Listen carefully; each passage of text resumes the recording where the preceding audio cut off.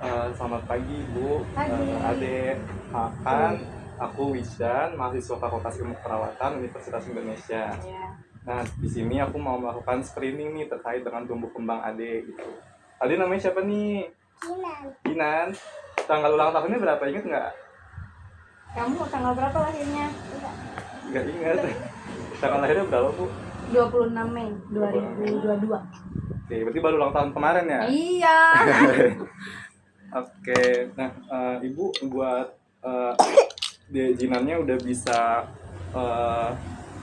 memahami perintah belum? Kayak misalkan Ibu lagi nyuruh ngambil sesuatu gitu, terus jinannya ambilin gitu. Kalau lagi benar sih bisa dia. Bisa. Contohnya kayak gimana Bu? Kayak misalkan Jinan tolong ambil charger mama. Casan untuk ngecas HP dia tahu. Tapi kalau kayak misalkan dia lagi ngantuk, bangun tidur, kayak dianya agak mager atau mungkin perintahnya yang sulit, terus barangnya mungkin dia agak kurang agak lah gitu, agak kurang. Jadi kita harus berkali-kali ngejelasinnya kayak yang itu loh, yang bukan, yang ini, yang itu gitu. Jadi udah paham nih kalau misalkan lagi serius gitu. Kalau misalkan terkait bicara nih, misal sama saudara yang kayak belum pernah dia lihat gitu, diajak ngobrol masih bisa? Dianya. Dia ngajak ngobrol dengan saudara dia ke orang lain ke dia, terus dia yang nyaut juga ke orang itu. Nyaut sih dia. Cuma biasanya screening dulu kayak mukanya. Dikenalin dulu. Cuma nggak yang kayak aku tidak mau. Misalkan kayak tadi juga pas mungkin Jidan datang dia agak kayak nggak mau karena ngantuk. Tapi tadi sebelum dia ngantuk dia mood. Kayak Jinan mau jadi perawat, Jinan mau jadi dokter gitu. Nyambung sih. Nyambung. Jinan mau jadi dokter. Jadi dokter atau perawat nih jadinya. Jadi dokter. Oke deh. Kita kerja bareng ya. Mau nggak kerja sama Om Jidan, mau nggak? Terus kalau misalkan dari cara Jinan ngomong, kira-kira kalau misalkan 3 kalimat atau lebih gitu udah ada belum? Udah sih, bawel banget. Udah bisa. Anaknya bawel banget. Okay. Udah banyak yang diomong. Kalau misalkan lagi mandi nih, biasanya dia kalau ngegosok gigi itu dibantuin atau sendiri? Kalau untuk bener ya, dibantu. Tapi kalau untuk kayak dia tahu caranya dimasukin ke mulut, ada yang di kosrek-kosrek itu dia bisa. Oh bisa, tapi pernah ngelakuin sendiri gitu? Pernah. Kalau misalkan abis mandi terus pakai baju, itu Jinan juga sendiri atau dibantu sama ibu? Saya bantu karena dia lari-larian. Tapi kalau misalkan, Jinan sini pakai bajumu. Saya udah nih, terus atau enggak saya udah masukin ke kepalanya, dia bisa gini, masukin tangan sendiri. Tangan sendiri. Kalau celana bisa, tapi paling belakangnya. Belakangnya dia kurang jadi kayak masih nongol-nongol gitu pampersnya. Oke, berarti emang sebagian dibantu aja ya? Oke. Nih Jinan nih, kan ada mainan. Tuh. Nih, kita main sekarang. Sama Om Jidan. Kita tumpuk-tumpuk mainannya yuk. Nih coba. Bisa nggak sendiri ya, nggak dibantuin ya? Coba tumpuk. Coba. Apa? Maunya dibuka. Coba dibuka. Tumpuknya di dalam. Tumpuknya ke atas, Neng. Gini nih, dia bikin gedung. Nih. Tuh, ayo coba susun lagi. Tumpuk lagi ke atas. Lagi. Harus pakai meja deh. Wow. Rusak. Oh iya, bersabar, nggak apa-apa. Nih aku pegangin biar nggak jatuh. Tuh, yang hijau sama yang ungu. Oh ya, kereta hijau. Nih, coba bisa nggak? Digabung sama temennya. Satu lagi. Yeay. Berhasil. Pinter ya Jinan ya. Pinter, hebat kan. Aku mau lihat nih Jinan nulis garis lurus. Tuh. Coba nih. Tuh. Wah, nulis nih sini. Mau di sini atau mau di meja? Mainan yang tadi di. Enggak, mau di sini. Oke. Oh, di sini aja. Ya udah, ini pinggirin dulu. Om Jidannya mau lihat Jinan nulis. Nih, hasilnya nih. Tuh. Wow. Garis. Coba garis. Garis lurus gimana? Lurus dong. Oh gitu. Oh gitu garisnya. Oh iya nah. Oke. Oh, gitu. Sip. Nih sekarang kita tunjuk gambar. Om Jidan. Nih ada gambar. Ada gambar. Tuh coba tunjuk. Ini acong. Oh ini acong. Acong apa sih An? Oh anjing. Terus ada apa lagi? Ini kucing. Kucing. Terus miau miau. ini apa ya? Kalau Terus? ini Kuda. oh kuda. Yang ini apa? Orang. Oh orang. Oke, udah disebutin semua. Keren. Berhasil. Lagi kita satu, dua, tiga. Ya, Jinan kalah deh. Lagi. 1, 2, 3. Nyembur mulu. Lagi. Hap. Jinannya kalah. Oleh. Iya, berhasil. Dan 1, 2, 3. Yeay. Oke. Ibu tadi terkait dengan tumbuh kembang anaknya udah semua ya, udah bisa semua. Iya. Cuman emang tadi katanya nulisnya masih kurang Iya, ini kalau ya. nulis masih kurang dia. Paling mungkin nanti kedepannya terkait dengan dia menulisnya bisa kayak dikasih kertas kosong terus diajak mungkin bisa mulai cara megang pensil dulu, kayak gimana cara megang pensil, terus juga diajarin juga terkait dengan coret-coret walaupun masih belum lurus misal. Ntar kalau misalkan udah bisa mulai coret-coret itu jadi kita bisa bikin kertasnya jadi lingkaran atau kotak, terus kayak gimana cara biar nanti garis-garisnya itu nggak keluar-keluar. Bentuk yang lain lah ya. Atau digambar bulat dulu sama ibunya, terus nanti dicoret-coret itu bagian dalamnya gitu. Kayak gitu sih. Sampai saat ini ada yang ingin tanyakan nggak, Bu? Paling dia emang minusnya nulis aja sih. Jadi kita mau nanyanya paling kayak motorik halusnya atau motorik kasarnya gitu, atau kayak bisa dirangsang melalui dia permainan dia sehari-hari gitu buat kekuatan tangan dia. Soalnya sekolah juga kan udah sekolah nih, terus kata gurunya juga kalau nulis memang Jina nih suka menghilang tiba-tiba dari kursinya. Kayak walaupun pokoknya mewarnai, melukis, tapi kalau udah air, cat gitu dia seneng. Berarti Emang perlu media minusnya lain. nulis aja dia. Berarti emang Agak perlu media males, lain. ya. Mungkin berarti bisa kalau misalkan mau nulis tapi pakai cat warna dulu gitu atau krayon. Krayon sih dia kemarin nemu, mau dia. Itu untuk motorik.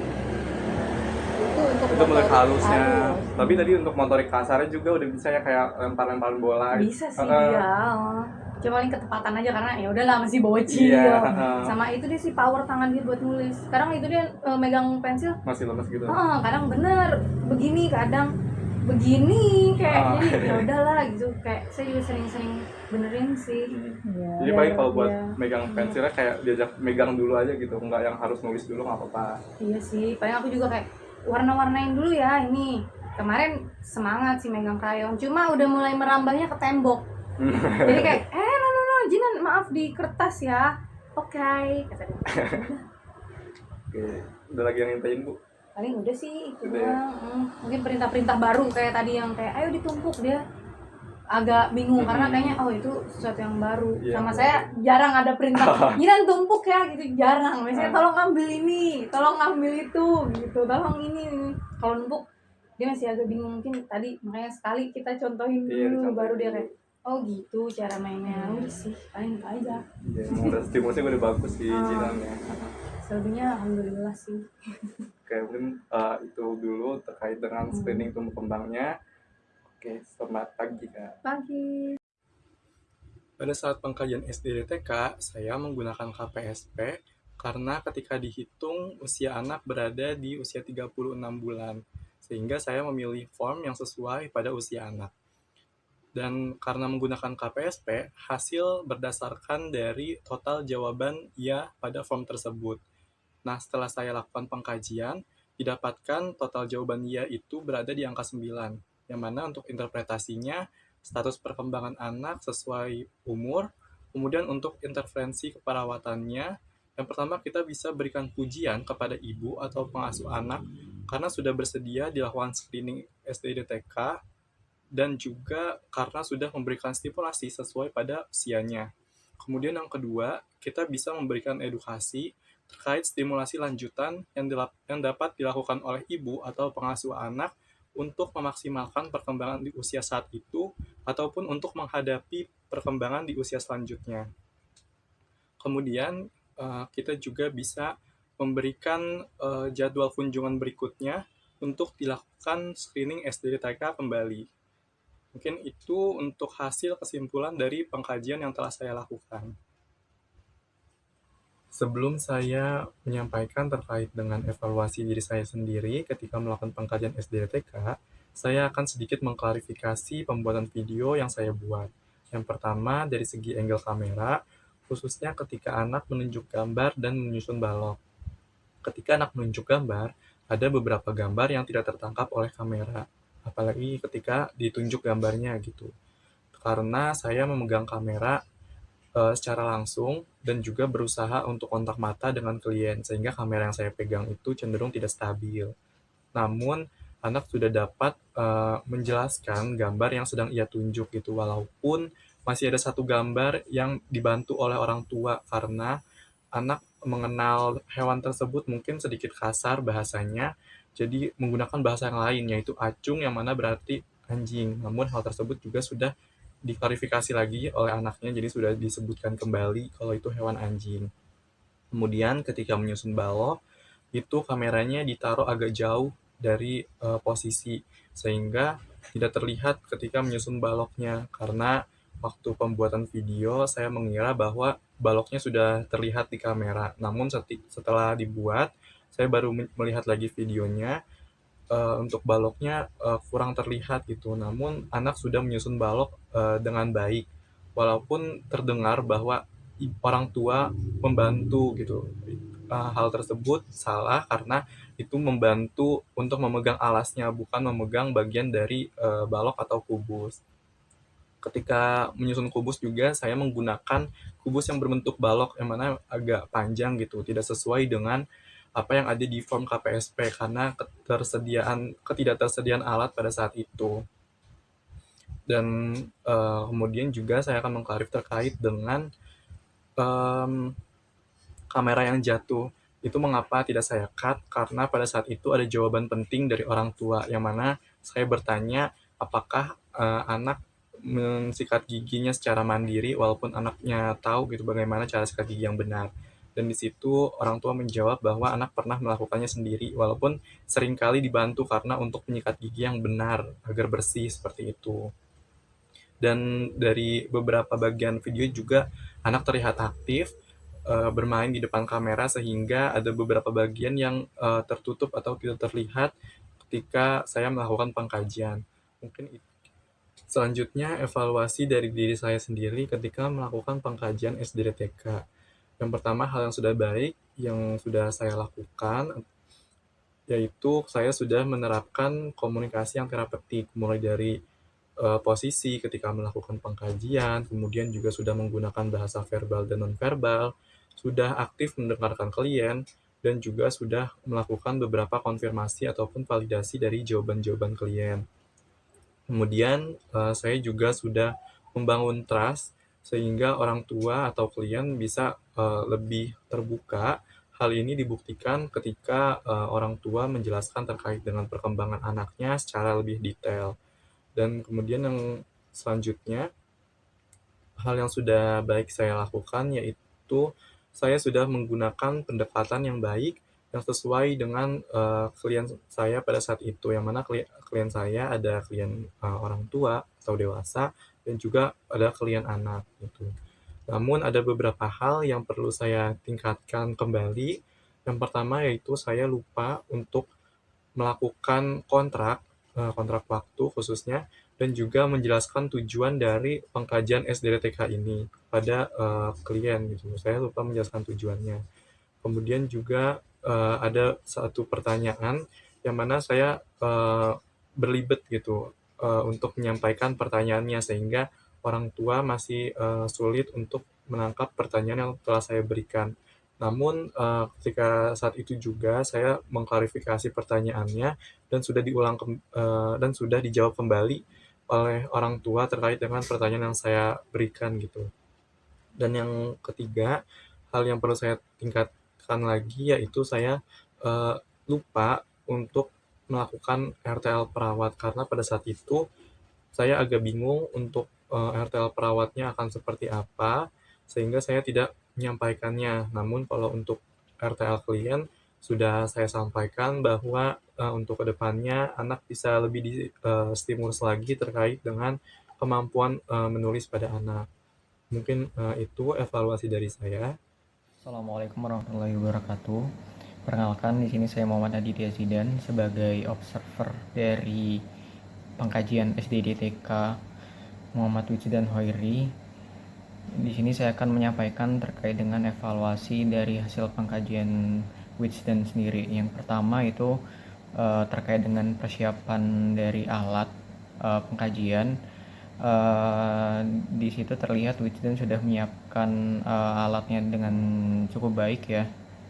Tapi mungkin bisa sebelum mempersiapkan alat tuh bisa dibuat daftar periksa alat sebelum pemeriksaan dimulai agar pemeriksaan juga berjalan dengan lancar dan sesuai. Terus yang kedua terkait dengan orientasi pengenalan kepada anak dan orang tua. Di situ terlihat Wijdan sudah menyapa anaknya dengan komunikasi yang baik ya, dengan komunikasi yang terapeutik, terus dengan suaranya yang lebih menyesuaikan dengan anak maupun orang tuanya dan juga bersahabat gitu. Jadi terlihat di situ orang tua dan anaknya terlihat nyaman dengan perbincangan antara mereka berdua. Terus yang kedua terkait dengan komunikasinya juga sudah efektif ya dengan orang tua. Terus tadi Wijdan juga sudah menyampaikan maksud dan tujuan pemeriksaan pengkajian itu seperti apa. Jadi di situ dapat membangun dari hubungan saling percaya dan komunikasi yang terapeutik. Terus selanjutnya itu terkait dengan pelaksanaan pengkajiannya. Jika dilihat tadi Wijdan sudah membawa dari form lembar KPSP-nya, jadi sudah dilakukan secara baik ya. Tadi instruksinya juga diberikan secara verbal maupun non verbalnya sudah baik. Namun ada beberapa instruksi yang kurang diikuti dengan demonstrasi secara visual gitu, supaya anaknya bisa lebih memahaminya dengan baik. Terus juga tadi juga terkait dengan bahasa ataupun kalimatnya itu ada beberapa yang orang tuanya sedikit bingung. Mungkin kedepannya bisa dilakukan penyederhanaan dari kalimat ataupun bahasanya supaya dapat dipahami oleh orang awam ataupun oleh orang tua maupun anaknya. Terus juga perhatian terhadap respon anaknya sudah baik, termasuk tadi gerakan motorik, respon verbalnya juga.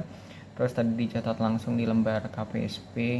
Dan juga pendokumentasiannya juga tadi sudah dilakukan ya, walaupun di akhir tadi sudah terlihat. Terus sikap komunikatifnya juga Wijdan juga sudah menunjukkan sikap yang ramah terhadap orang tua maupun anaknya, terus sabar, terus bersahabat juga dengan anaknya. Terus dari nada bicaranya juga tenang, terus dari kontak matanya juga cukup baik gitu terhadap orang tua maupun anaknya. Jadi terlihat orang tua maupun anaknya itu nyaman berinteraksi dengan Wijdan itu sendiri. Jadi sikap empatik dari Wijdan juga mendukung dari proses pemeriksaannya. Jadi secara umum tadi setelah dilihat dari pelaksanaan pengajian SDDDK menggunakan KPSP dari Wijdan sendiri telah berjalan dengan baik ya. Terus meskipun ada beberapa aspek yang masih perlu ditingkatkan, terutama tadi terkait dengan kalimat bahasanya yang perlu disederhanakan supaya orang tuanya lebih dapat memahami maksudnya. Terus dari mungkin penyampaian instruksinya tuh bisa lebih visual gitu ya terhadap anaknya, biar anaknya juga bisa memahaminya dengan cukup baik. Sekian dari evaluasi dari observer saya. Terima kasih. Wassalamualaikum warahmatullahi wabarakatuh.